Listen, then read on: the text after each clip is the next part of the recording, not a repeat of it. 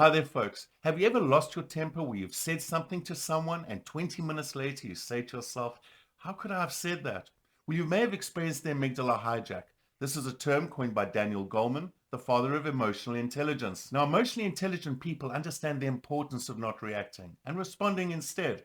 And therefore, they also understand how this amygdala hijack can impact on their behavior. So what is the amygdala hijack? Well, it's part of an ancient program within our bodies. This is where we have this intense emotional response, which is triggered by the amygdala. This is an almond-shaped structure deep within our brain. And this amygdala is responsible for our emotions such as fear, anger, as well as pleasure. So what happens when we go into this state? Well, the amygdala hijacks the information from our prefrontal cortex.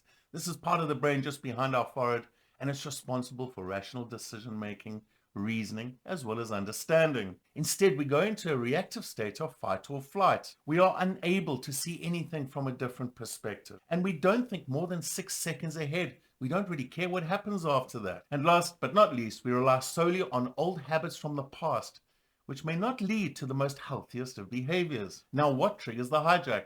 Well, it's originally designed to ensure that we were safe from danger. When our ancestors came across that saber-toothed tiger, this hijack would ensure we got away as quick as possible, or maybe even have to fight the saber-toothed tiger.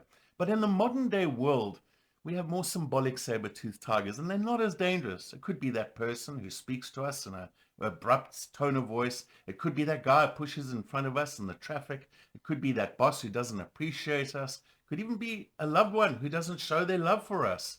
And these can elicit the same response that our ancestors had when they faced that saber-toothed tiger. To become less reactive, firstly requires that you understand this whole process that can take place within your body.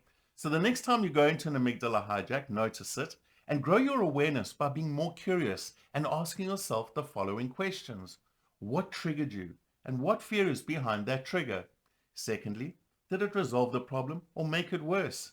And thirdly, what would you do differently next time? So these are some ideas, folks, and I will share way more around how to become less reactive over the next few weeks. So please stay tuned or subscribe or follow us. And until then, take care and stay aware.